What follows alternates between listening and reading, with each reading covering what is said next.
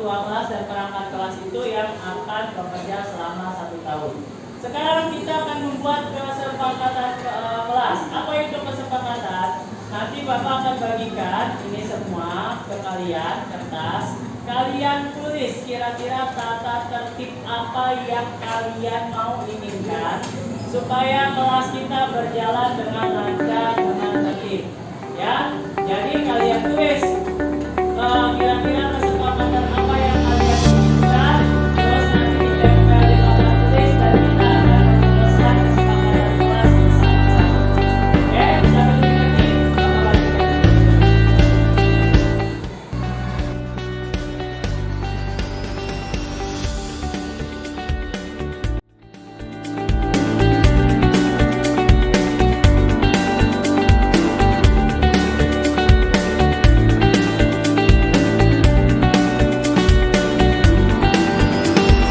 Kalian tulis kesepakatan kelas sesuai apa yang kalian inginkan.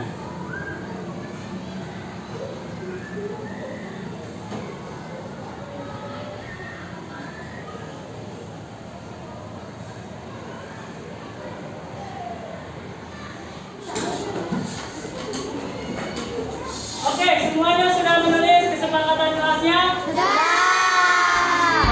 saatnya kalian tempelkan masing-masing kertas yang kalian tulis, kesepakatan kelas yang kalian tulis, tempelkan di papan tulis. Mulai dari kelas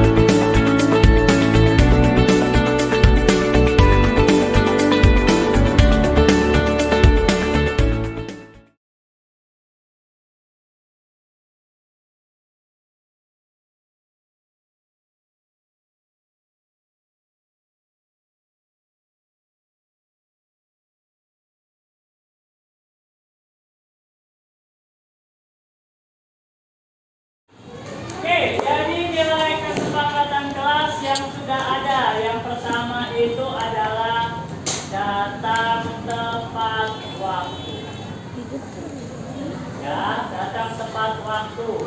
Terus dari beberapa ini yang kedua adalah bermain sesuai tempat dan waktu. Jadi kalau mau bermain bola boleh di lapangan dan harus waktu istirahat. Selanjutnya, ketiga adalah mengerjakan tugas sebaik-baiknya. Terus tadi boleh makan, boleh minum. Boleh minum kapan saja. Tapi kalau makan waktu istirahat. Terus tadi salah satu usulan dari teman kalian, sebentar. Tadi sudah ada tidak boleh meledek ya. Tidak boleh meledek teman, tidak boleh ngatain orang tua, menyebut orang tua. Berarti kita tulis di sini adalah saling menghormati. Adalah tadi tidak boleh pinjam alat tulis. Berarti kita tulis di sini adalah membawa alat tulis masing-masing. Membawa alat tulis masing. Oke, ini adalah satu lagi kerjasama untuk membersihkan kelas. Jadi kalau misalnya tanggung jawabnya piket, harus piket sesuai dengan waktunya.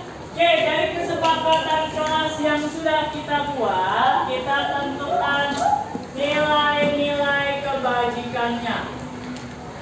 Nilai-nilai kebajikan. Yang pertama, kalau datang tepat waktu berarti nilainya apa ini di sini? 100. Dia berarti sifatnya adalah disiplin. Ya. Bermain sesuai tempat dan waktu. Di sini ada tanggung jawab. Jadi harus bisa bertanggung jawab sendiri. Mengerjakan tugas sebaik-baiknya. Di sini juga sama, bertanggung jawab. Boleh minum kapan saja, makan waktu istirahat. Berarti tentang waktu juga ya. Di sini ada disiplin.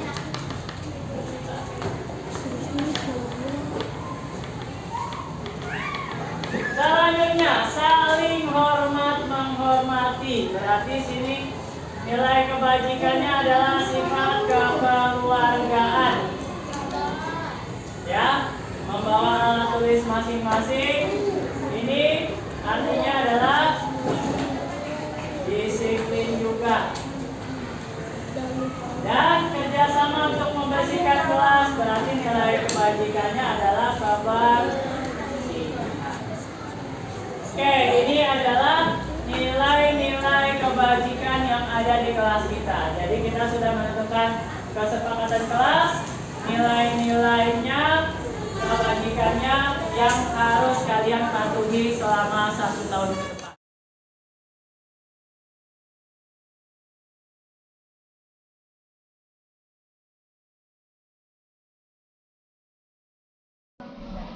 Ya, mohon izin Bapak Ibu guru SDN Jati 1, mohon waktunya.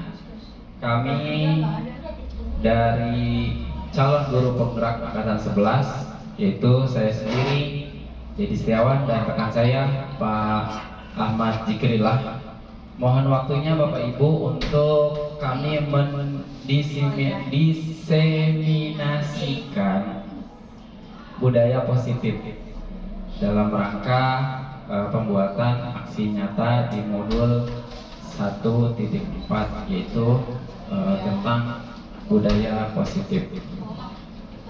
Assalamualaikum warahmatullahi wabarakatuh. Salam dan bahagia Bapak Ibu guru-guru hebat dari SDN Jati 1 Kota Tangerang, Banten. Ya, Bapak Ibu sekalian, mohon izin, mohon waktunya untuk acara kita hari ini. Izinkan saya membacakan susunan acara forum diseminasi. Yang pertama pembukaan, yang kedua sambutan dari kepala sekolah, yang ketiga kesepakatan forum diseminasi, kemudian dilanjutkan presentasi, kemudian nanti ada diskusi dan tanya jawab, kemudian doa penutup. Baik, Bapak Ibu sekalian, untuk membuka kegiatan kita pada hari ini,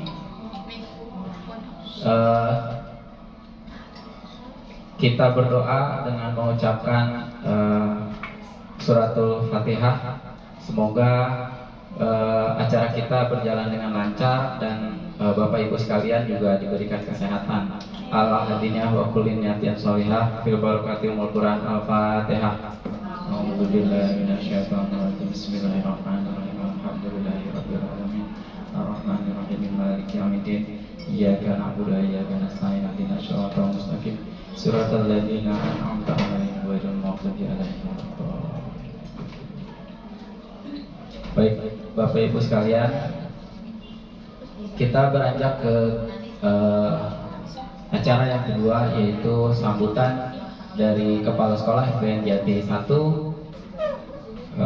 Karena kepala sekolah kita yaitu Ibu Tuti Solihah sedang berhalangan. Untuk itu dimohon dengan hormat kepada Ibu Aminatul Nasibah untuk dapat memberikan kata sambutannya dan juga arahan bagi kami. Kepada Ibu Aminatul Nasibah untuk mewakili Ibu Kepala Sekolah, waktu dan tempat disilahkan.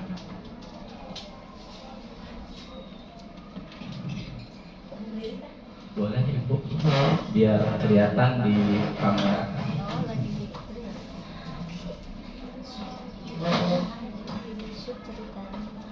Bismillahirrahmanirrahim. Assalamualaikum warahmatullahi wabarakatuh. Yang terhormat Bapak Ibu Dewan Guru SDN Jati 1 yang alhamdulillah pada hari ini sehat walafiat ya Bapak Ibu. Puji syukur kehadirat ilahi lagi. Pada hari ini walaupun dengan kondisi kita lumayan cukup lelah ya, setelah kegiatan penutupan perlombaan 17 Agustusan, alhamdulillah sudah terlaksana dan alhamdulillah pula kita masih bisa mengikuti kegiatan selanjutnya dalam rangka memberikan dukungan support kepada 2 CGP yang ada di SDN Jati 1. Salawat dan salam semoga terlimpah curah kepada junjungan Nabi besar Muhammad Sallallahu Alaihi Wasallam. Baik, singkat saja ya Bapak Ibu.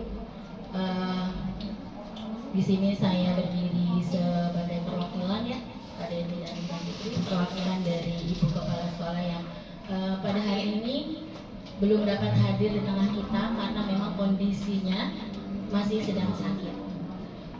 Saya ucapkan terima kasih kepada kedua CGP kita yang penuh semangat untuk meningkatkan kompetensi diri.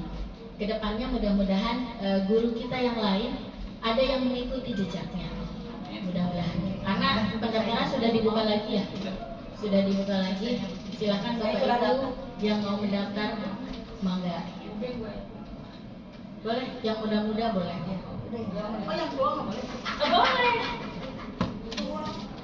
Baik, Bapak Ibu yang berbahagia, kesempatan ini kita akan disajikan pemaparan oleh CGP kita, yaitu dari Pak Dedi dan Pak Jikrila.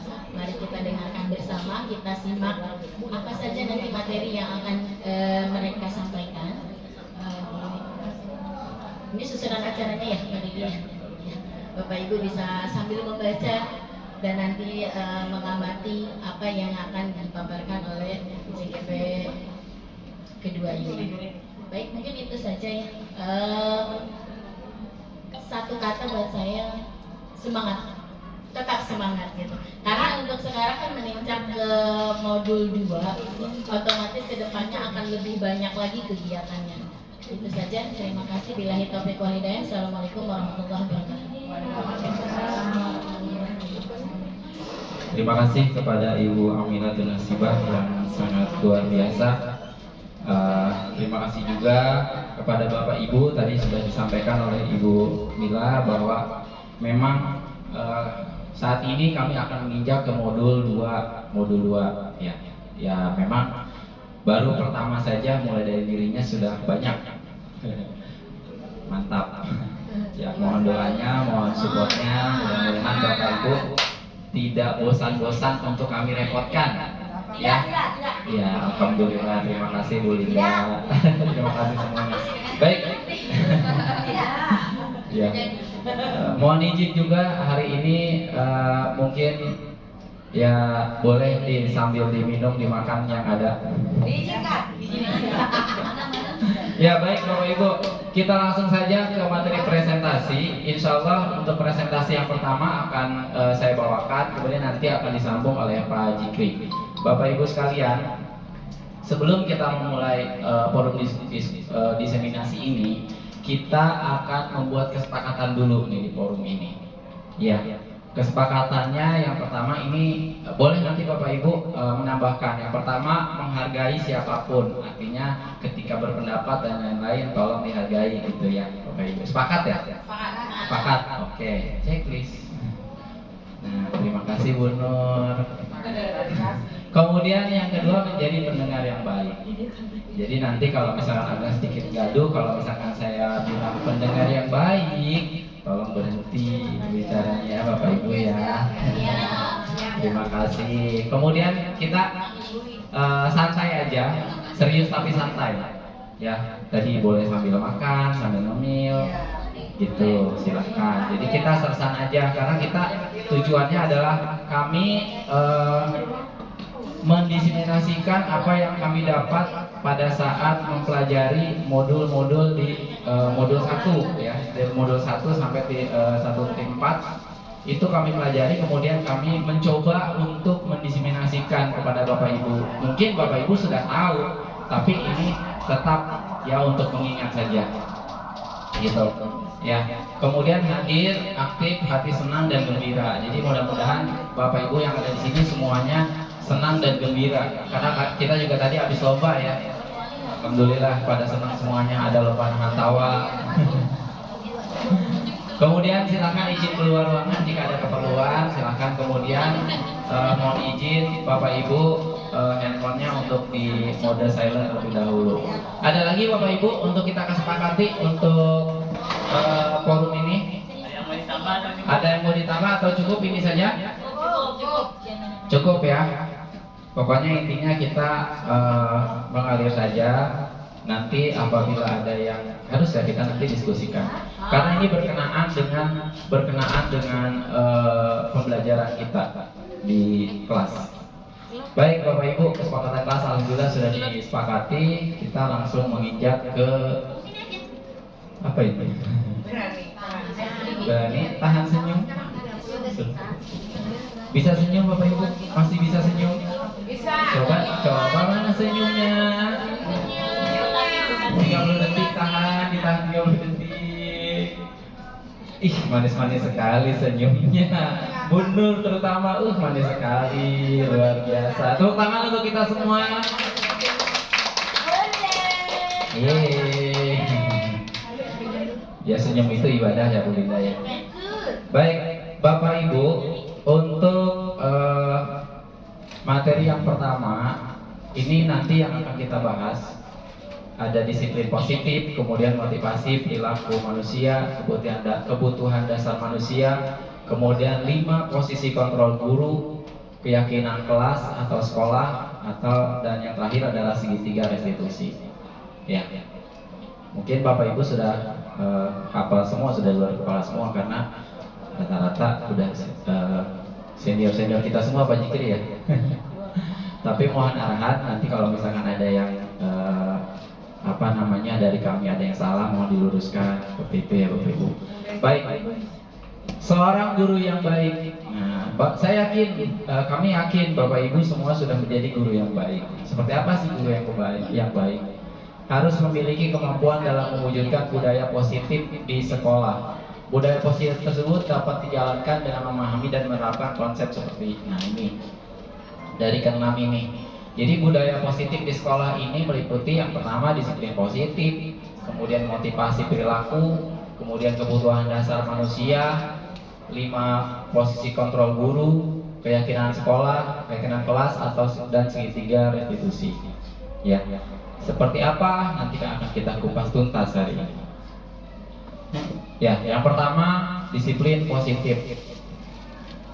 Disiplin positif merupakan suatu cara penerapan disiplin yang mengajarkan anak bertanggung jawab dan menumbuhkan kesadaran diri berdasarkan nilai-nilai kebajikan. Nah, dari sini kita sudah bisa membaca bahwa disiplin positif itu adalah cara kita menerapkan disiplin kepada anak, ya, agar mereka bertanggung jawab dan menumbuhkan kesadaran diri berdasarkan nilai-nilai kebajikan. Ya, tentunya mungkin Bapak Ibu di kelas juga dalam pengajaran sehari-hari, kalau Bapak Ibu sendiri menerapkan disiplin ke anak seperti apa Bapak Ibu? Nah, mungkin ada yang dengan memberi contoh gitu ya, dengan disiplin berpakaian, disiplin tepat waktu, membawa tempat makan. Nah, karena nggak mungkin kalau kita mendisiplinkan anak suruh bawa tempat makan sendiri, kitanya masih pakai aqua botol gitu. Nah itu bukan penerapan disiplin. Jadi kita mengajarkan anak untuk bertanggung jawab. Salah satunya dengan memberikan contoh. Iya. Iya, tauladan. Kemudian disiplin positif lebih ke arah disiplin diri yang dapat mengontrol diri dalam melakukan segala tindakan. Ya tadi seperti contohnya disiplin waktu, berpakaian. Ini kan dari diri ya, Ibu, dari diri. Kita nyuruh anak berpakaian rapi, kita sendiri pakaiannya gak rapi gitu. Nanti anak-anak sekarang tuh pada kritis-kritis ya, Ibu ya. Kalau kita ngomong, bapak aja begini, ibu aja begini, gitu. Nah, jangan makan sambil berdiri, tapi kita sambil nenteng makanan gitu. Walaupun gak dimakan, dia pasti ngebalikin tuh. Itu bapak juga bawa makanan sambil berdiri, begitu. Ya saya begitu itu anak. Makanya kita mulai dari diri kita juga untuk mendisiplinkan anak-anak, untuk mengontrolnya, kita perlu memberikan contoh. Kemudian disiplin diri dapat membuat murid memahami dan menyadari berdasarkan motivasi internal, bukan akibat paksaan, ujian atau hukuman. Ya, jadi harus dari diri dia, bukan karena dipaksa.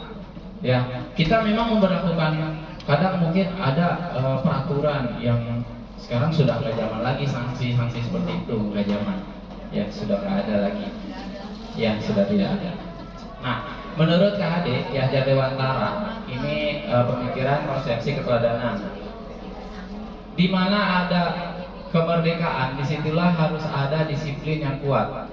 Sungguh pun disiplin itu bersifat self disiplin, yaitu kita sendiri yang mewajibkan kita dengan sekeras-kerasnya. Tetapi itu sama saja, sebab jikalau kita tidak cakap melakukan self disiplin, wajiblah penguasa lain mendisiplinkan kita. Dan peraturan demikian itulah harus ada di dalam suasana yang merdeka. Jadi dalam konsep KHD ini, di sini bahwa disiplin itu sebenarnya self disiplin, artinya disiplin harus muncul dari diri sendiri, gitu. Tidak boleh dipaksakan. Tapi, nah di sini juga ada, ya. Di sini juga kalau misalkan jikalau kita tidak cakap, artinya tidak bisa melakukan self disiplin, maka wajib penguasa lain mendisiplinkan. Kalau untuk murid, berarti penguasanya adalah guru kita. Jadi memang awalnya harus dipaksa dulu, kayak gitu. Awalnya dipaksa dulu, kemudian diberikan aturan, barulah anak-anak terbiasa. Self disiplinnya baru muncul, gitu. Memang tugas kita mendisiplinkan anak ya, Ibu. Nah, ini hanya mengingatkan kembali bahwa dalam pembelajaran kita sekarang itu mengacu kepada profil pelajar Pancasila. Ada 6 dimensi, ada beriman bertakwa, mandiri, berkebinekaan global, gotong royong, kreatif, dan kritis. Ini harus muncul pada jiwa peserta didik kita, anak-anak kita. Ya. Lanjut, motivasi perilaku manusia. Nah, dalam motivasi perilaku manusia itu ada dua motivasi ya. Di sini ada motivasi ekstrinsik, ada motivasi intrinsik. Nah, motivasi ekstrinsik ini diantaranya itu untuk menghindari ketidaknyamanan atau hukuman, dan yang kedua untuk mendapatkan imbalan atau menghargai orang lain, itu ekstrinsik dari luar. Dari dalam diri motivasinya adalah untuk menjadi orang yang mereka inginkan dan menghargai diri sendiri dengan nilai-nilai yang mereka percaya. Ya, jadi kaitannya disiplin dengan motivasi manusia ini. Jadi kadang kita mendisiplinkan diri kita itu karena ada faktor X. Nah, faktor X-nya ini untuk menghindari hukuman, ya seperti ya jauh-jauh lah absen. Dulu sebelum ada teguran kita santai aja, nggak absen juga gitu ya, nggak absen pulang udah biarin lah gitu. Tapi sekarang pas ada teguran, wah udah mulai, alhamdulillah. Tapi nah itu motivasi ekstrinsik yang berjalan, bahwa kita untuk menghindari ketidaknyamanan. Kan nggak nyaman ya Bu ya, kalau misalkan yang nggak absen dipanggil, kemudian di grup di share gitu, itu buat kita nggak nyaman. Nah, mungkin awalnya seperti itu, tapi yang lebih baik itu adalah menimbulkan motivasi intrinsik ini. Jadi tujuan kita tepat waktu, absen dan lain-lain, bukan untuk menghindari hukuman dan bukan juga untuk mendapatkan imbalan dan penghargaan, melainkan kita ingin menghargai diri sendiri dengan nilai-nilai yang kita percaya, gitu. Itu yang lebih bagus, ya. Nah, kemudian ada kebutuhan dasar manusia. Kita, Bapak Ibu, sebagai guru, ya, memperlakukan siswa itu kita harus paham dulu kebutuhan-kebutuhan mereka. Nah, di sini ada satu pernyataan bahwa ketika seorang murid melakukan suatu perbuatan yang bertentangan dengan nilai-nilai kebajikan atau melanggar, sebenarnya dikarenakan mereka gagal memenuhi kebutuhan dasar mereka. Ya, banyak nanti baru kita, oh iya gitu. Ya, apa aja sih kebutuhan dasar manusia? Kebutuhan dasar manusia yang pertama itu kebutuhan bertahan hidup. Kemudian rasa kasih sayang dan rasa diterima. Kemudian penguasaan, kebebasan dan kesenangan. Jadi apa yang dilakukan anak atau kita juga ini pasti berdasarkan ini, betul nggak? Contohnya ini. Nah, bertahan hidup itu apa sih? Bertahan hidup itu seperti kebutuhan makanan, pakaian, tempat tinggal, keamanan, dan kesehatan. Ini untuk kita bertahan hidup. Kemudian kasih sayang. Kasih sayang ini dan rasa diterima, dipedulikan, berbagi, dipuji, mungkin ya. Kemudian menjadi bagian dari kelompok. Kemudian penguasaan, harga diri, keinginan dianggap, memimpin, berprestasi atau diakui dan benar. Kemudian kebebasan, mandiri, memiliki pilihan, mencoba hal baru, mampu mengendalikan diri. Kemudian kesenangan, bermain, humor, antusiasme dan tertawa. Nah, ini kebutuhan-kebutuhan yang mendasar buat kita, buat manusia. Ya, kita harus pahami nih anak-anak kita. Dia lagi nyari apa sih, kebutuhan apa yang belum terpenuhi gitu. Nah, studi kasus. Nah, di sini mohon izin saya mengangkat nama Ibu Mila. Studi kasus. Ibu Mila, guru wali kelas 6A, sedang bingung menghadapi ulah salah satu murid di kelasnya, itu Ajril.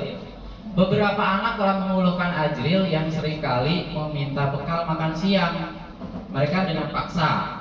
Jika Anda menghadapi situasi seperti Ibu Mila, apa yang Anda lakukan? Menurut Anda, alasan Ajril melakukan itu apa?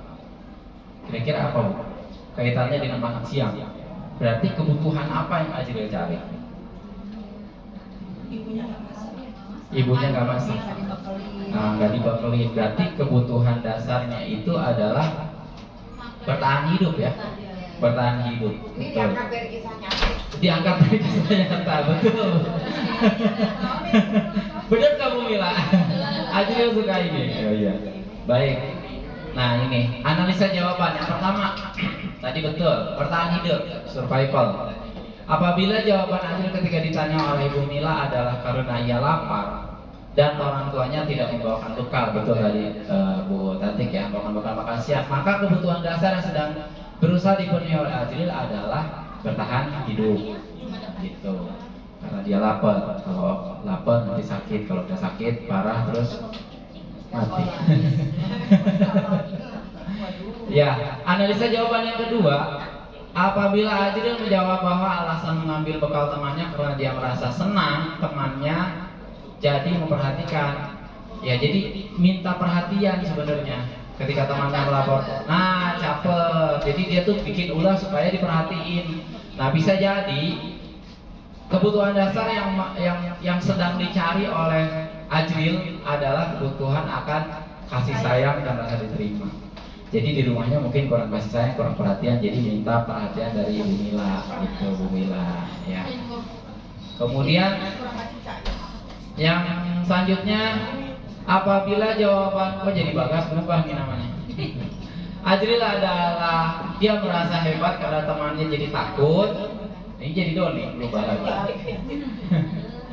Menuruti keinginannya, maka sebetulnya Ajril sedang berusaha memenuhi kebutuhan dasarnya akan kekuasaan. Jadi ya pengen dihargai, ya karena dia ngerasa hebat, pengen dirasa hebat, temannya takut sama dia, gitu ya. Berarti kebutuhan dasar dia yang dia cari adalah kekuasaan, pengen diakui.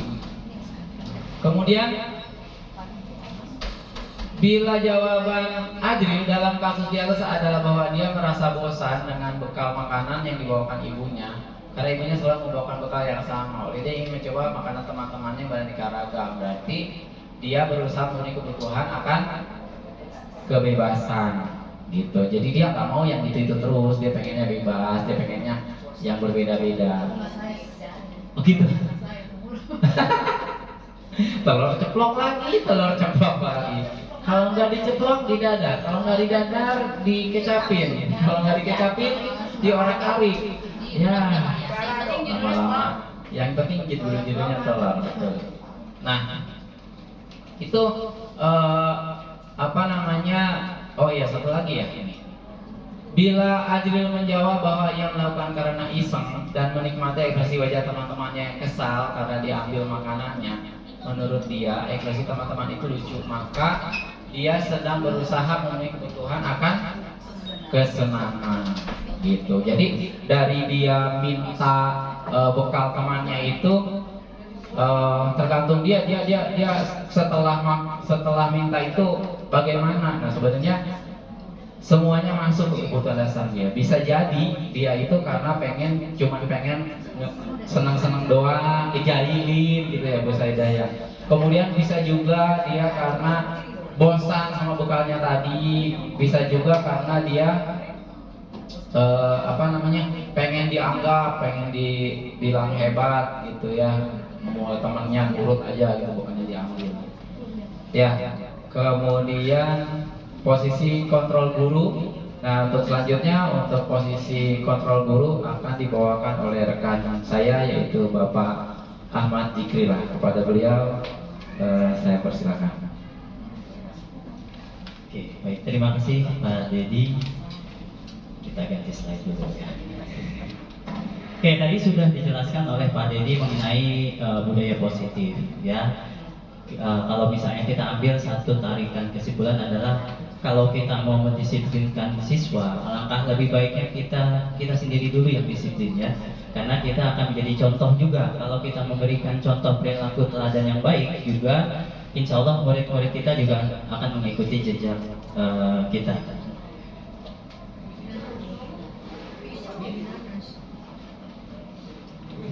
Oke, 5 posisi kontrol guru. Nah, sebelum kita masuk, kita ice breaking dulu sebentar.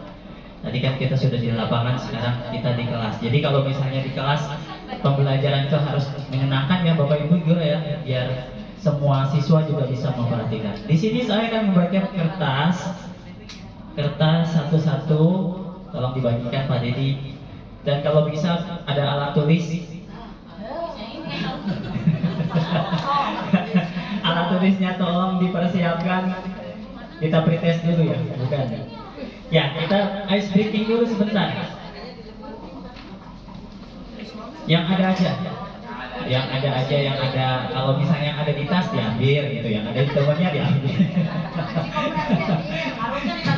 Harusnya diberi ke koperasi ya, ke Bu Cici ya. Oke, yang sudah ada kertasnya, saya akan menuliskan perintah Bapak Ibu guru menggambar tapi nggak gambar yang susah-susah. Kita gambar bangun datar saja. Ini masalah ketik, es krim apa Ice breaking. Bukan ice cream. Jadi buat bangun datar sesuai yang diperintahkan. Sementara saya memerintahkan Bapak Ibu yang menggambar ya. Yang pertama Bapak Ibu guru, gambarkan sebuah persegi panjang besar. Gampang. Persegi panjang besar. Persegi panjang besar sudah? Nggak apa-apa. Persegi panjang besar. Sudah. Iya, awal. Yang kedua, saya minta membuat sebuah segitiga besar. Di satu kertas itu ya. Tadi persegi panjang besar satu. Ya, apapun yang Bapak Ibu tulis nanti akan kita lihat. Persegi panjang besar satu, segitiga besar satu. Oke, lanjut. persegi panjang kecil 1. Ayo. Oke, sudah. Persegi panjang besar 1, segitiga besar 1, persegi panjang kecil 1. Dan dua lagi adalah 2 buah lingkaran kecil. 2 buah lingkaran kecil. Oke, sudah? Sudah ya? Coba ya, Bu Cucu. Gambarnya seperti itu. Oke. Terus, Bu Nur, coba Bu Nur. Ya, Bu Nur gambarnya seperti itu. Kira-kira ada nggak yang gambarnya persis sama kayak saya? Oh, enggak. ada satu. Bu Neneng, ya betul. Udah nyontek. Jadi memang tadi saya merintahkan buat bangun datar, tapi tidak terarah dan tidak terkontrol. Makanya banyak bapak ibu guru yang gambarnya beda. Saya memuat gambarnya seperti ini. Jadi sebuah gambar rumah, ya. Nah, hal ini yang terjadi ketika kita mengajar ke murid-murid kita tanpa arahan yang jelas. Gitu. Jadi konteksnya adalah ke sana. Ketika kita memberikan pembelajaran tanpa arah yang jelas, ya siapa tahu murid kita menangkap pembelajaran yang berbeda dengan apa yang kita inginkan. Kira-kira seperti itu tips-nya. Terima kasih untuk semua Bapak Ibu guru. Tepuk tangan untuk Bapak Ibu guru. Nanti dinilai, dikumpulkan nanti dinilai. Oke.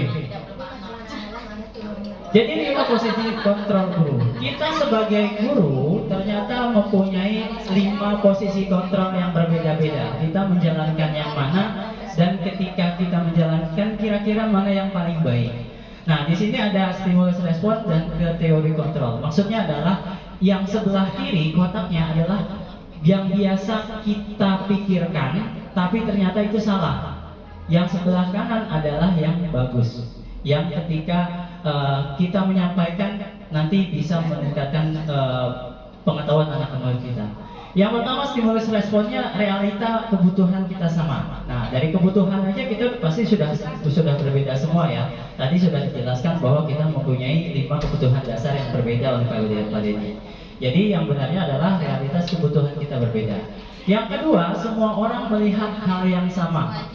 Nah, kalau seperti itu, teori yang benar adalah setiap orang memiliki gambar yang berbeda-beda. Jadi ketika kita mengajarkan satu pelajaran ke anak-anak, belum tentu semuanya melihat pengajaran yang sama. Ada yang main-main, ada yang pikirannya kemana-kemana gitu ya. Yang ketiga, kita mencoba mengubah orang agar berpandangan sama dengan kita, yang tidak bisa kita rubah. Jadi yang seharusnya adalah memahami pandangan orang lain tentang dunia. Jadi kita harus memahami tentang murid-murid kita juga. Jangan kita hanya mau dipandang, tapi kita juga harus memandang murid-murid kita. Yang keempat, perilaku buruk dilihat sebagai suatu kesalahan. Nah, semua perilaku mempunyai tujuan. Bahkan tujuannya tadi Pak Dedi ada ya studi kasus tentang Azril, yang ketika dia melakukan sesuatu yang buruk, ternyata dia ingin memenuhi 5 kebutuhan dasarnya dia. Itu. Yang selanjutnya adalah orang lain bisa mengontrol saya. Nah, hanya Anda yang bisa mengontrol diri. Misalnya Bu Cucu memegang emas 5 gram di tangannya, di kepala. Bu Saidah minta. Kira-kira dibuka nggak Bu Cucu? Dikasih nggak? Nggak. Kalau dipaksa gimana? Nggak dipaksa. Kalau dipaksa nggak mau juga. Kalau dikelitikin nggak mau juga. Kalau dibayar pakai uang 10 juta, kira-kira kebuka nggak tangannya? Nah, itu dia. Jadi kita mempunyai kontrol atas diri kita sesuai dengan apa yang orang mau berikan kepada kita. Gitu. Jadi kalau kita mau anak-anak kita ketika kita belajar, anak-anak kita mau mendengarkan kita, berarti kita juga harus memberikan sesuatu yang positif untuk mereka, sehingga mereka bersedia untuk membukakan pikiran, terus bersedia untuk berkonsentrasi, bersedia untuk menerima pembelajaran yang kita berikan. Kira-kira seperti itu. Selanjutnya, saya bisa mengontrol orang lain, padahal kita tidak bisa mengontrol orang lain. Nanti ada hubungannya dengan murid juga. Yang selanjutnya pemaksaan ada pada saat bujukan gagal. Ketika kita sudah baik-baik membujuk anak ternyata gagal, biasanya kita memaksa. Dan itu yang salah. Yang betul adalah kolaborasi dan konsensus menciptakan pilihan-pilihan baru. Jadi kita cari alternatif baru yang lain kalau misalnya anak-anak tidak bisa kita bujuk. Selanjutnya model berpikir menang atau kalah. Kalau dulu pasti saya sendiri juga berprinsip bahwa ketika ada sesuatu di kelas saya harus menang, murid harus kalah, murid harus memperhatikan pelajaran yang saya berikan. Nah, kalau sekarang ternyata teori kontrol yang betul adalah model berpikir menang dan menang, win-win solution. Jadi kita mendapatkan apa yang kita mau, murid juga mendapatkan apa yang murid mau. Nah, ada teori miskonsepsi tentang teori kontrol, yaitu pertama adalah ilusi mengontrol murid. Kita tidak bisa sebenarnya. Jadi kalau kita mengontrol murid harus belajar. Ayo anak-anak buka buku sini, harus mengerjakan ini. Ya anak-anak menuruti aja. Tapi kita tidak bisa mengontrol secara emosi. Dia mengerjakan, tapi ya udah pikirannya kemana-mana. Jadi itu adalah ilusi mengontrol murid. Yang kedua, ilusi bahwa semua penguatan positif itu bermanfaat. Seringkali kita memberikan sesuatu yang positif. Misalnya, ketika kita mau mengajukan pertanyaan, kita kasih hadiah.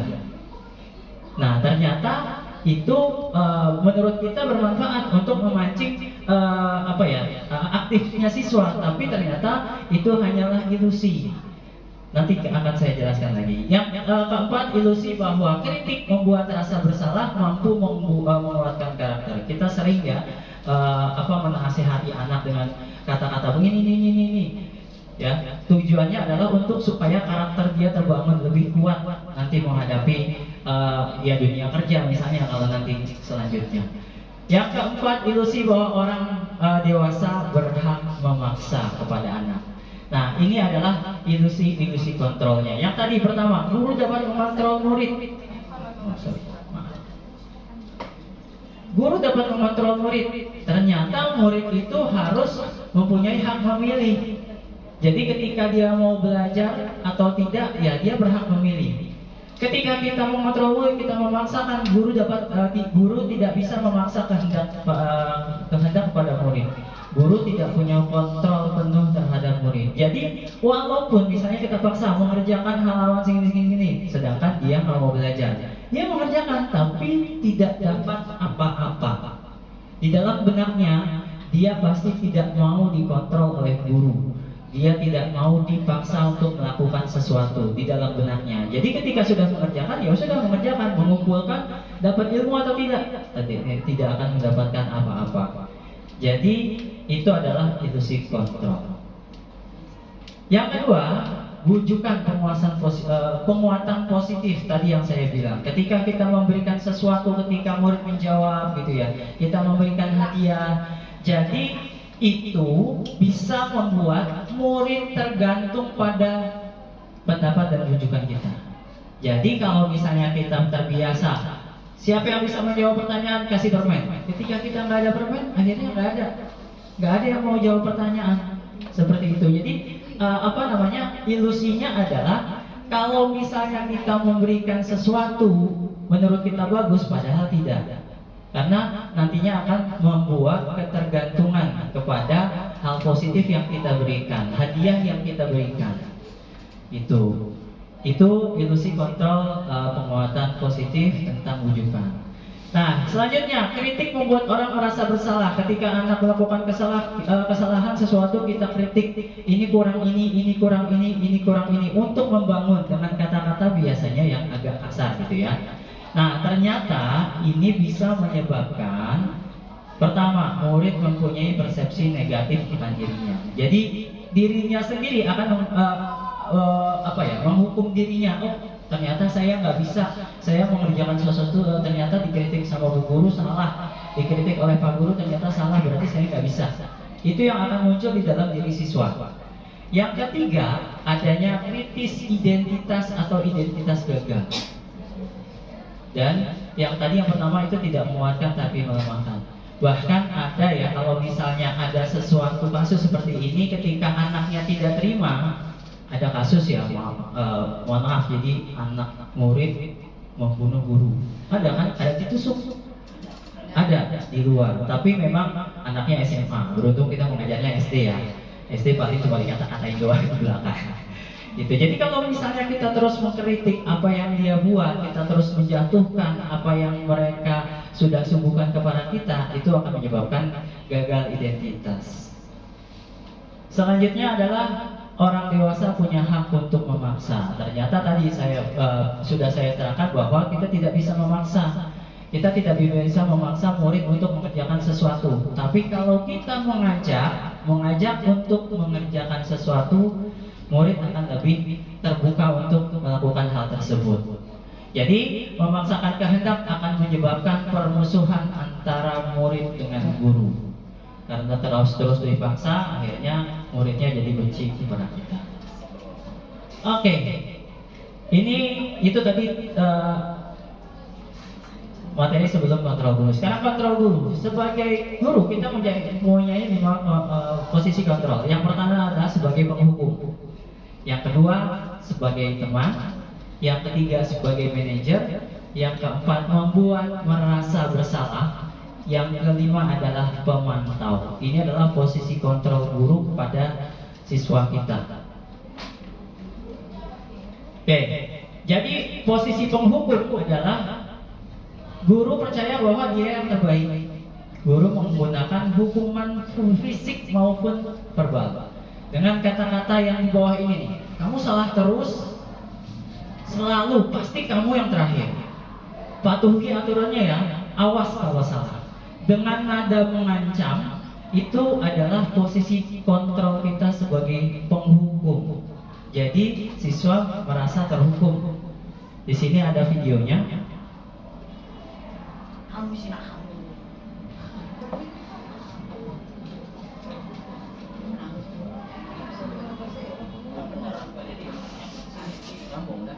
Kamu mulut.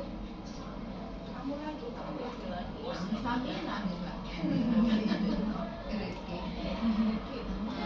Oh, hari ini masih di hati.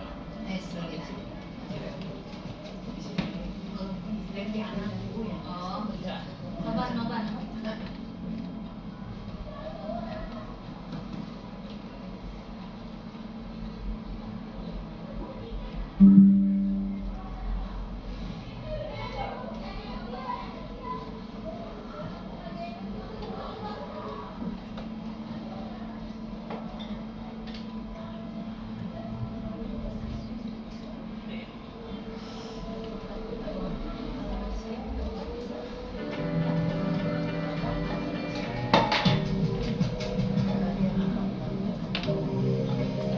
Ini adalah posisi sebagai penghukum.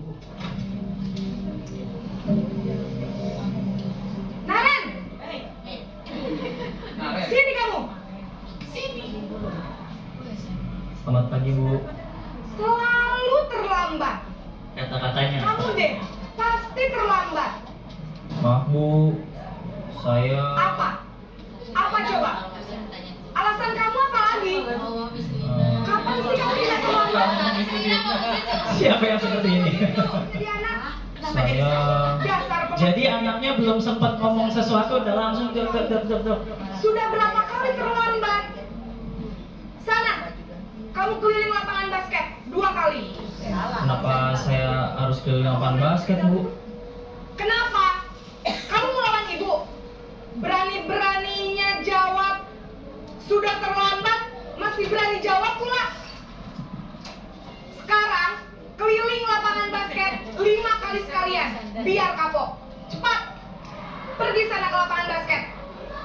Oke, itu adalah posisi penghukum. Padahal tidak ada korelasinya ya antara terlambat dengan lapangan basket, lari lapangan basket. Mungkin ketika dia terlambat di jam PJOK, oke, masih ada hukumannya. Tapi di sini terlambat sekolah, tapi hukumannya adalah mengelilingi lapangan basket dan sama sekali tidak ada celah untuk dia menjawab, membela diri langsung seperti itu. Itu adalah posisi penghukum. Jadi salah siapa ya? Cucu. Oke. Jadi nanti introspeksi saya seperti apa ya? Gitu. Oke, yang kedua. Yang kedua membuat rasa bersalah. Jadi guru menggunakan intonasi yang di sini lebih rendah, lebih lemah.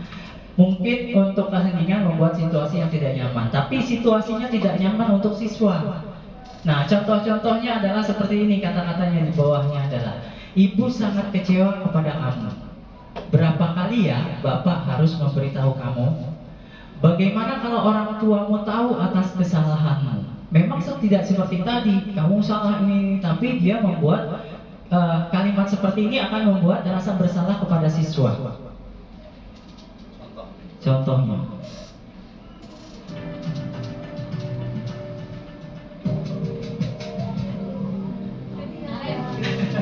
dia lagi. Istrinya lagi ada ini.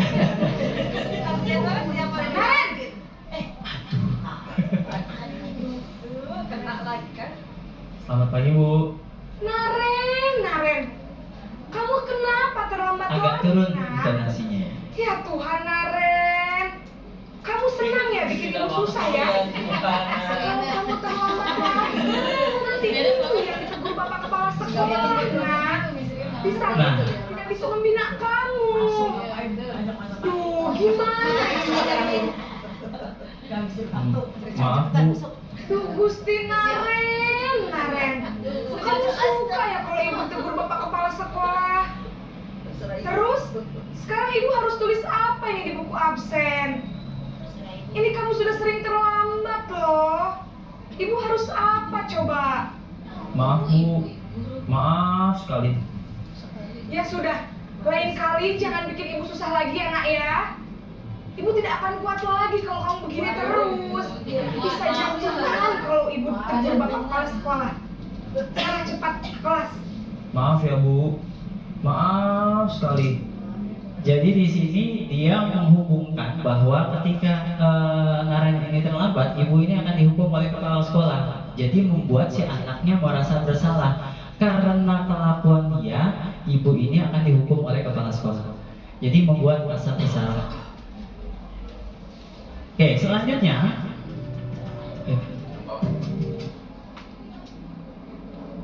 Nah, selanjutnya adalah sebagai teman. Sebagai teman ini, guru menggunakan kalimat persuasif, intonasi, nada suara ramah untuk mengontrol murid.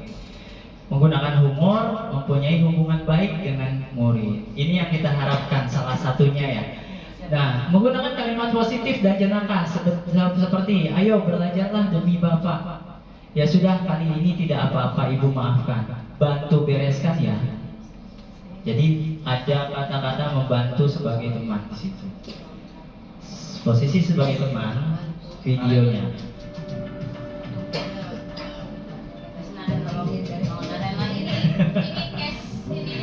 Casting.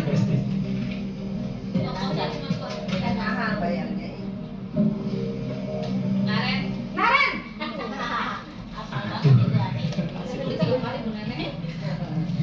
Selamat pagi Bu. wah, sudah jam berapa ini nak? Nah, ini teman. Posisi sebagai teman. Iya Bu, habis ibu saya lupa bangunkan saya Bu. Kamu malah menyalahkan ibu kamu. Ini tanggal Kamu udah bukan ini. anak yang Kok terlambat kita turun ini. Iya Bu, saya memang terlambat bangun tadi. Jadi biarpun saya lari kencang, tetap gak kekejar Bu. Ya sudah sana, nanti lain kali larinya lebih kenceng lagi ya, biar gak terlambat lagi. Bikin seneng ibu, demi ibu, bisa kan? Bisa lah Bu. Ya sudah sana masuk kelas, ibu beresin urusan absen kamu. Kamu ini ada-ada saja. Nah, baik. Kalau kayak gini kira-kira anaknya seneng nggak? Tapi kira-kira bakal ngulangin lagi nggak? Besok terlambat lagi karena ibunya baik gitu ya. Jadi sebenarnya gini, untuk posisi kontrol minimal kita adalah sebagai teman yang bagus minimal, tapi masih ada yang lebih bagus lagi nanti. Oke, jadi ini adalah posisi sebagai teman. Selanjutnya ada posisi pemantau. Nah, ketika posisi pemantau, guru itu mengawasi murid jika ada yang sesuai dengan peraturan sekolah dan konsekuensinya. Ayo Pak Didi dibagikan. Yang kedua, menggunakan data catatan perhitungan sebagai bukti atas perilaku seseorang. Jadi di sini kita bermain tentang data, ada catatan yang digunakan karena untuk pemantauan. Jadi di sini mengingatkan konsekuensi atas pelanggaran. Contoh kalimatnya adalah peraturannya apa. Jadi menanyakan ke anak itu peraturannya apa, karena anak juga pasti sudah tahu peraturannya. Apa yang telah kamu lakukan, konsekuensinya apa ya dari apa yang dilanggar oleh siswa. Untuk posisi pemantauan atau monitor, videonya seperti ini, kira-kira masih sama.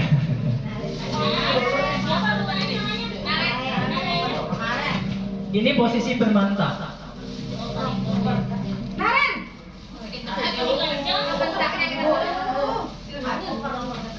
Selamat pagi Bu. Naren, apa peraturan? Menanyakan tentang peraturan. Berapa kita harus masuk sekolah, nak? Kita harus di sekolah jam 7 Bu. Iya betul, sekarang sudah jam 7.20. Naren sudah tahu konsekuensinya jika terlambat hadir. Paham Bu? Saya harus tinggal kelas pas jam istirahat selama 20 menit. Iya benar, konsekuensinya demikian. Jadi nanti jam 9.30 pas istirahat, kamu harus tinggal di kelas, kerjakan tugas tambahan untuk ketertinggalan kamu, ya? Baik Bu. Oke, jadi di sini anak sudah tahu konsekuensinya. Jadi menimbulkan dorongan dari dalam, dorongan intrinsik. Jadi dorongan bahwa dia memang terlambat dan dia harus menanggung konsekuensinya. Dia sudah tahu itu, sudah persiapkan dirinya tentang keterlambatannya dia. Nah, yang terakhir adalah posisi manajer. Nah, posisi manajer ini guru mendukung murid untuk menemukan solusi. Jadi murid menemukan sendiri solusinya kira-kira apa. Guru mempersilahkan murid untuk mempertanggungjawabkan perilakunya. Guru mendukung murid untuk merdeka mandiri bertanggung jawab. Jadi menentukan sendiri apa hukumannya yang sesuai dengan dia. Dia mencari sendiri yang sesuai dengan konsekuensi yang sudah berlaku. Jadi di sini kalimatnya apa yang kita yakini. Jadi sesuai dengan keyakinan kelas. Apa rencana kamu untuk memperbaiki ini? Jadi untuk posisi manajer, kira-kira perubahannya akan seperti ini.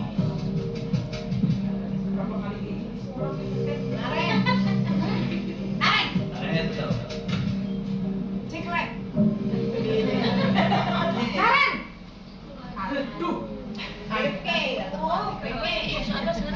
Selamat pagi Bu. Selamat pagi Naren. Maaf Bu, saya terlambat. Ya, sekolah masuknya jam 7, sekarang sudah jam 7.20. Jadi sekarang bagaimana ini Naren? Maaf Bu, saya lupa setel alarm saya semalam. Nah, di sini anak sudah mulai menyatakan Yang mana? kenapa dia terlambat. Menghargai diri sendiri dan orang lain mungkin ya Bu. Setuju. Jadi, apakah Naren meyakini prinsip saling menghormati tersebut? Iya Bu, saya meyakininya. Apakah Naren bersedia memperbaiki masalah keterlambatan ini? Bersedia Bu. Bagaimana kamu akan perbaiki masalah keterlambatan ini? Ditanyakan. Saya akan coba untuk tidak lupa menyetel alarm saya Bu. Baik, kalau Naren lupa menyetel alarm di rumah, ada orang yang kira-kira bisa bantu mengingatkan tidak?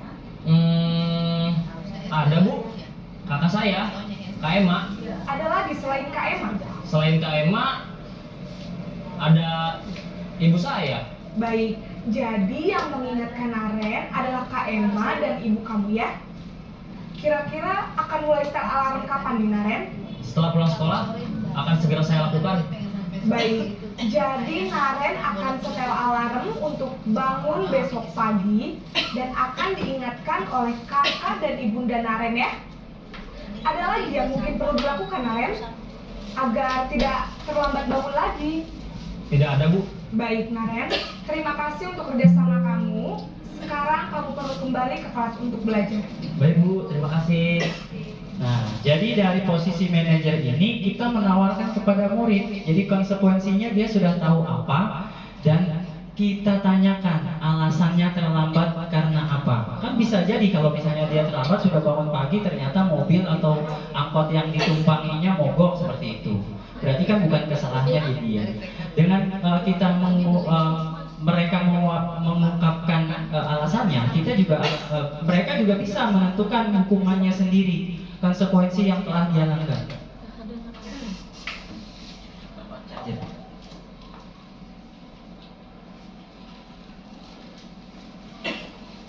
Chargernya habis baterainya.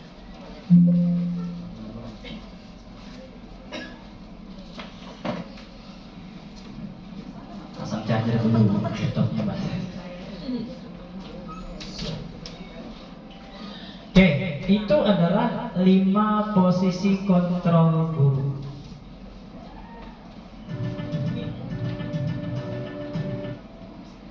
Nah, 5 posisi kontrol guru ini ada rangkumannya seperti ini. Nanti akan saya printkan terus dibagikan ke Bapak Ibu ya, biar juga bisa melihat tadi.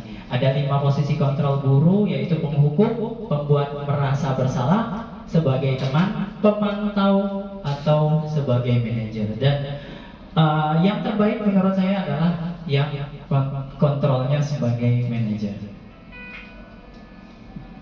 Oke, itu adalah 5 posisi kontrol dari guru. Sekarang kita beranjak ke keyakinan sekolah atau keyakinan kelas. Nah, saya yakin Bapak Ibu guru juga di kelas sudah melakukannya ya. Ada keyakinan sekolah, ada keyakinan kelas. Kalau misalnya keyakinan kelas, saya pikir semuanya sudah melakukannya. Nah, kata-katanya adalah mengapa keyakinan bukan peraturan. Jadi kalau dulu kita tahu ada peraturan, tata tertib. Jadi kalau peraturan itu sudah ada draft tertulisnya, dan sudah ada hukumannya atau konsekuensinya. Jadi kalau misalnya keyakinan kelas, untuk peraturan kelas ini sudah dibuat tanpa ada campur tangan siswa. Siswanya tidak tahu ketika masuk di kelas, tahu-tahu sudah ada peraturan seperti ini. Nah, itu adalah peraturan. Nah, keyakinan kelas itu kita melibatkan siswa untuk membuat peraturan di kelasnya. Jadi namanya keyakinan. Keyakinan itu artinya berasal dari siswa sendiri, terus untuk diterapkan di kelasnya dia sendiri. Jadi biasanya masing-masing kelas juga punya keyakinan kelas yang berbeda-beda tergantung kebutuhan muridnya sendiri. Itu adalah perbedaan antara keyakinan kelas dan peraturan. Nah, selanjutnya keyakinan kelas itu nanti akan dihubungkan oleh nilai-nilai kebajikan. Nilai-nilai kebajikan itu berupa satu kalimat atau satu kata. Kalau misalnya kita ada ya profil pelajar Pancasila, kita ada dimensinya, ada beriman bertakwa, pada Tuhan Yang Maha Esa, berakhlak mulia, berkebinekaan global, gotong royong, mandiri, kreatif, dan bernalar kritis. Ini juga ada beberapa organisasi-organisasi yang nilai kebajikannya hampir sama. Jadi di sini ada rasa hormat, ada mandiri. Ini program Ibu Primary Years program. Jadi ini juga memuat nilai-nilai kebajikan yang hampir sama dengan profil pelajar Pancasila yang ada di sekolah kita. Terus juga life skill juga sama.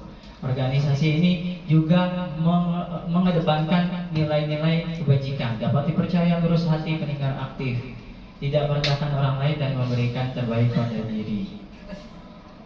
Nah, jadi untuk membuat suatu keyakinan kelas, ini adalah langkah-langkahnya. Jadi pertama, keyakinan kelas itu bersifat abstrak. Abstrak itu maksudnya tidak pernah tertulis secara real. Jadi merupakan pikiran dari siswa sendiri. Jadi siswa itu menyatakan berupa pernyataan universal, dibuat dari dalam pernyataan positif. Contoh yang sudah pernah saya lakukan adalah gini, anak-anak biasanya nulis, hal apa yang boleh dilakukan di kelas? Boleh makan ketika jam istirahat, tidak boleh bermain bola di dalam kelas, tidak boleh membuang sampah sembarangan. Nah, untuk poin ketiga, dibuat dari pernyataan positif. Kata-kata jangan itu kita hilangkan, karena memang menurut psikologis ketika kita ngomong jangan, Yang akan dilakukan oleh anak adalah sebaliknya. Iya, jadi penasaran, jangan nengok kiri, pasti nengok kiri kan? Gitu. Jadi kata-kata negatif itu kita ganti dengan kata-kata positif. Jangan tidak membuang sampah sembarangan, diganti dengan membuang sampah pada tempatnya. Bermain bola ketika istirahat dan di lapangan. Kira-kira seperti itu. Jadi dibuat dari dalam pernyataan positif. Nah, sedikit agar mudah diingat karena memang ini dari siswa sendiri, kita rangkum dari siswa dan akan diimplementasikan oleh siswa di kelas sesuai dengan kondisi kelas dan sekolah yang tadi saya bilang. Biasanya setiap kelas akan berbeda-beda. Kalau misalnya di kelas itu banyakan cewek, pasti tidak akan ada peraturan main bola di dalam kelas. Gitu. Biasanya yang kelas yang lebih banyak anak laki-lakinya pasti ada seperti itu. Yang terakhir adalah semua warga sekolah atau warga kelas dilibatkan dalam proses pembuatan keyakinan kelas. Jadi ketika kita melibatkan semuanya, mereka akan merasa bahwa dirinya yang membuat, berarti dirinya juga yang akan bertanggung jawab, yang akan menjalankan keyakinan kelas itu. Pun termasuk kita. Kita guru di dalam kelas juga harus, tadi Pak Lili bilang ya, harus kita juga membuat keyakinan kelas dan kita harus mematuhinya juga. Seperti itu. Nah, yang pertama tadi, guru berperan dalam mewujudkan terbentuknya keyakinan sekolah atau kelas dengan adanya kesepakatan antara guru dan murid. Jadi kalau keyakinan ada campur tangan murid. Konsekuensinya juga sama, biasanya kita tanyakan konsekuensinya ketika melanggar apa. Jadi anak-anak sudah tahu, dan jangan sekali-kali membuat konsekuensi yang bersifat hukuman fisik. Seperti tadi lari itu, dijewer, sekarang kan nggak boleh ya, dicubit aja bisa masuk penjara. Gitu. Jadi kalau bisa yang positif, misalnya yang paling mudah adalah membantu piket. Kalau terlambat, bantu piket hari itu. Tidak nggak bawa tugas, besok harus dibawa terus dengan tanda tangan orang tua, seperti itu. Jadi hukumannya, konsekuensinya positif. Nah, yang kedua adalah keyakinan kelas berupa pernyataan universal yang mudah diingat, dipahami, harus diterapkan di lingkungan sekolah. Jadi, dari keyakinan kelas itu nanti akan kita jabarkan ke kalimat kewajiban. Nah, ini keyakinan kelas di kelas 5A kelas saya. Jadi, tentang kehadiran, ini adalah nilai-nilai kebajikannya. Jadi, kehadiran keterlambatan, kebersihan dan kerapian, peralatan sekolah, seragam sekolah, tugas PR, partisipasi. Nah, yang bold ini, yang hitam ini adalah kata-kata kebajikannya. Yang ini adalah keyakinan kelasnya. Nilai kebajikan yang diterapkan dari semua ini adalah kedisiplinan, kebersihan, kekeluargaan, ketertiban, keaktifan, kedua kali keaktifan. Gambarnya sama tanggung jawab. Oke, ini adalah keyakinan kelas. Dan dari keyakinan ada harapan kelas. Kita mewujudkan harapan-harapan di dalam kelas kita. Kita bersifat positif dan jujur, saling percaya menghormati, saling mendengarkan, mengucapkan. Kalau di kelas rendah ya, ada kata-kata 4 kata-kata magic ya. Nah, itu juga diterapkan di sini. Kita belajar bermain dengan aman, bertanggung jawab, ingin melakukan yang terbaik. Oke, ini adalah yang terakhir, segitiga restitusi. Apa sih yang namanya segitiga restitusi? Ini gambarnya adalah segitiga restitusi seperti ini. Nah, restitusi adalah proses menciptakan kondisi bagi murid untuk memperbaiki kesalahan mereka. Jadi kalau ada memperbaiki kesalahan, berarti di sini murid sudah melakukan suatu kesalahan tertentu, sehingga mereka bisa kembali pada kelompok mereka dengan karakter yang lebih kuat. Jadi ketika ada proses murid melakukan kesalahan, kita treatment sedemikian rupa sehingga mereka bisa kembali ke kodrat sebelumnya. Nah, ini adalah perbedaan hukuman, konsekuensi, dan restitusi. Hukuman tidak terencana tiba-tiba. Tadi itu yang si Naren suruh lari, kan itu tidak ada di peraturan sekolah kan, tapi tiba-tiba terus begitu saja. Itu namanya hukuman. Murid tidak tahu apa yang terjadi, tidak dilibatkan. Dia juga tidak tahu, sampai tanya kenapa harus lari ke lapangan, Bu, gitu kan? Karena tidak dilibatkan sebelumnya. Bersifat satu arah dari guru, bersifat berupa hukuman fisik atau psikis. Nah, kalau konsekuensinya bedanya sudah ada, disepakati sesuai peraturan. Murid tetap dibuat tidak nyaman kalau ada konsekuensi. karena biasanya tidak ada pembelaan dari si murid. Nah, ketika restitusi, proses menciptakan kondisi bagi murid untuk memperbaiki kesalahan. Jadi ada kata-kata untuk memperbaiki kesalahan di sini. Dengan memperbaiki kesalahan, dia akan memaafkan dirinya sendiri, dan ketika kembali ke dalam kelas sudah merasa lebih baik karena sudah melakukan perbaikan dari kesalahannya.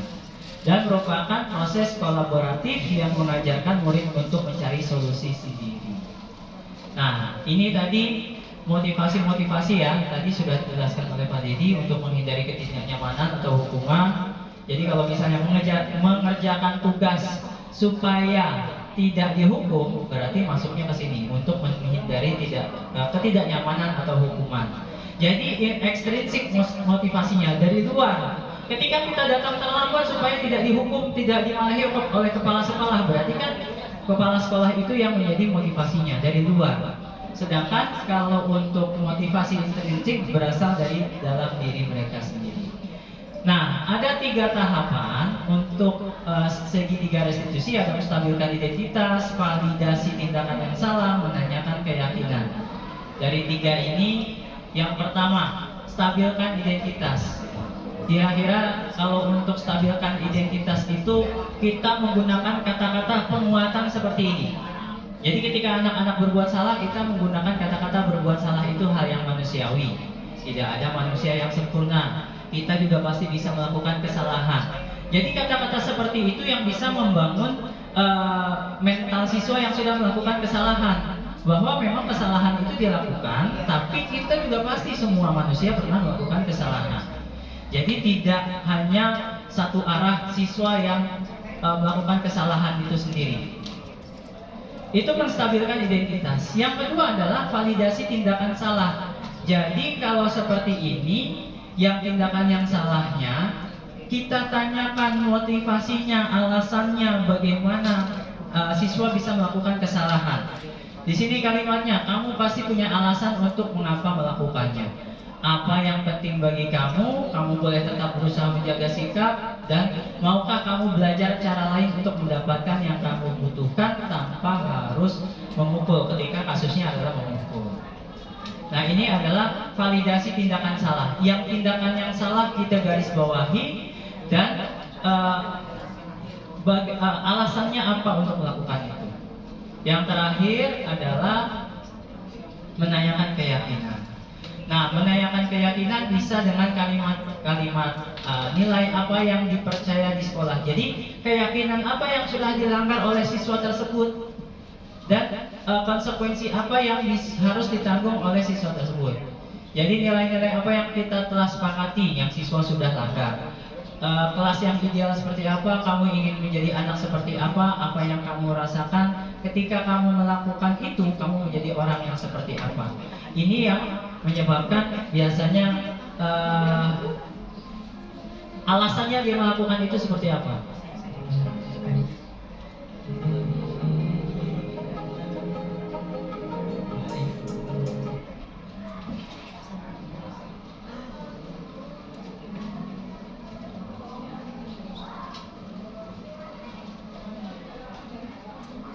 Dirokok 2 batang dan mencoba rokok tersebut tidak sampai habis.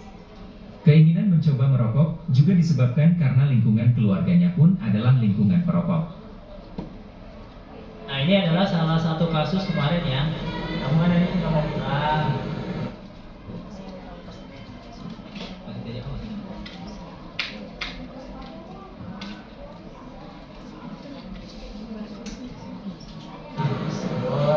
Oke, ini adalah salah satu contoh kemarin anaknya ada yang merokok. Kemarin ada laporan ada teman kamu yang mirip. Gak apa-apa, kamu jawab saja. Jawab sejujurnya. Benar kamu merokok? Kamu benar ya?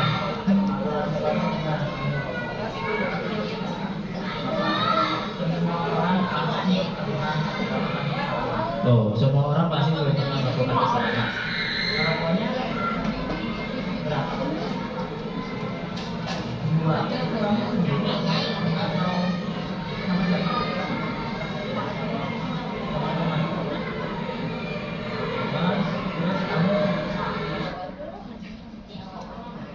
jadi intinya adalah benar ternyata dia merokok tapi hanya sekedar untuk mencoba. Jadi bukan pelaku utama di sini. Jadi dia merasa diajak oleh temannya dan benar mencoba merokok. Tapi sekali doang menghisap, habis itu udah. Dan memang ajakan dari temannya, alasannya seperti itu. Dan di keluarganya juga memang kakaknya merokok, kakaknya sudah bekerja. Di situ saya menanyakan, kalau kakak merokok di rumah, merokok, kakaknya udah kerja. Nah, umurnya berapa? Terus untuk membandingkan identitasnya, kamu umur berapa? Kira-kira umur kamu itu boleh merokok atau tidak? Tidak. Dan dia menyatakan memang itu salah. Dan dia berjanji tidak akan pernah mengulangi itu lagi. Oke. Sampai sini, jadi sudah 3 materi yang saya sampaikan tentang tadi posisi kontrol guru, terus segitiga restitusi, sama ilusi keyakinan kelas. Nah, coba mungkin, nah ada yang mau bertanya Bapak Ibu? Kita diskusi. Kalau misalnya bisa dia jawab, saya jawab. Kalau nggak bisa jawab, besok ke fasilitator. Saya mau nanya Pak, yang dicontohkan tadi itu kan anak SMA, berarti berlaku juga yang buat anak SD? Betul, semuanya berlaku. Kalau misalnya contohnya anak SMA, berlaku untuk SD, berlaku untuk SMP sesuai dengan keyakinan kelas dan konsekuensi yang nanti kita akan berikan. Tentu saja konsekuensinya pasti beda antara anak SMA, anak SMP, dan anak SD. Ya, jadi ini semua berlaku untuk SMA juga. Ada lagi? Terima kasih Bu Cucu. Ya. Kan punya anak yang jahil sama tapi dia yang cengeng, dia apa itu Pak? Ada anak yang jahil, terus dia cengeng. Itu temennya, tapi dia yang nangis malah. Kemarin nangis sama saya itu. Ya. 2 kali itu kemarin di kelas juga begitu. Iya, jadi kalau misalnya seperti itu kita juga harus kalau anak kelas berapa Bu? Kelas 3 dengan orang yang sama itu. Iya, kalau misalnya kita tanya, pasti kita telusuri dulu nih, kira-kira dari kebutuhan dasarnya tadi, kira-kira apa yang kurang dari rumah? Apa memang di rumah orang tuanya diemin aja begitu, dia begitu sama tetangganya udah cuek, berarti kan kurang perhatian dari orang tuanya. Jadi kita juga harus meneliti lebih dalam lagi karena anaknya memang luar biasa kemarin ya. Anaknya nangis berkali-kali udah, dalam 1 hari bisa 3 kali dan 3 guru yang menangani yang berbeda. Terulang lagi tuh di kelas itu. Iya, jadi memang seperti itu. Nah, betul, harus ada identifikasi masalah atau bujuk. Jadi kita harus tahu dulu. Udah tahu sih masalahnya dia apa ya? Biasa gitu ya. Nah, broken home. Jadi ada alasannya seperti itu. Sama Berarti orang tua. kebutuhan dasar apa tuh yang belum terpenuhi sama dia? Kasih sayang pasti. Di rumahnya juga. Emang cengeng seperti itu kata ibunya. Dan pasti ibunya udah diamin aja, kalau nangis begitu udah diamin aja pasti. Ya seperti itulah. Jadi memang sepertinya memang tanggung jawab orang tuanya juga ya yang kurang gitu ya. Kalau kita juga melihat seperti itu, kita sebagai guru juga kan hanya beberapa jam saja ya kita ketemu dengan anak tersebut. Dan yang lebih banyak adalah memang peran orang tua. Jadi kita harus benar-benar bukan hanya treatment ke anaknya, jadi juga kita harus berusaha untuk memanggil orang tuanya, terus menjelaskan kalau misalnya seperti ini terus anak ibu ya nanti akan terus seperti ini di kelas-kelas selanjutnya. Sekarang kelas 3, besok kelas 4, kelas 5, kelas 6 akan begini terus kalau tidak ada perubahan dari rumahnya juga, seperti itu mungkin. Jadi memang identifikasi itu penting dan kita harus tadi harus ada kolaborasi antara kita pihak sekolah dengan orang tua. Itu. Ada yang mau ditambahkan? Iya, sangat gamblang sekali ya, Bapak Ibu, mudah-mudahan tercerahkan. Ya dari yang tadi, ya itu tadi memang kita harus mengidentifikasi dulu, kemudian dicari kira-kira kebutuhan apa yang sedang dia cari sebenarnya, gitu. Kalau memang isengnya tadi terus cuman bikin iseng terus ketawa, berarti dia cuma pengen senang-senang aja gitu. Tapi kalau misalkan memang tadi iseng tapi cengeng ya Bu ya, tapi cengeng ya mungkin itu tadi kebutuhan kasih sayang atau rasa diterima. Apalagi tadi ibu sudah sedikit tahu bahwa kondisi di rumahnya itu nggak harmonis ya keluarganya. Nah itu nggak harmonis. Berarti memang betul dia butuh perhatian lebih dan kasih sayang. Ya tadi seperti Pak Jikri bilang, kita harus berkolaborasi. Pasti walaupun orang tuanya maaf sudah menikah lagi dan lain sebagainya, pasti dong dia masih tetap pengen anaknya berkembang dengan baik gitu ya. Harus kita kasih tahu, harus kita ajak ngobrol, berkolaborasi dengan orang tua. Kita di sekolah atau ibu selaku wali kelasnya sudah berupaya segimana mungkin memberikan kasih sayang. Tapi kalau di rumahnya dia tidak mendapatkan itu, ya tetap. Jadi harus sama antara perlakuan di rumah dan di sekolah. Gitu ibu ya. Ada lagi kita diskusi sedikit.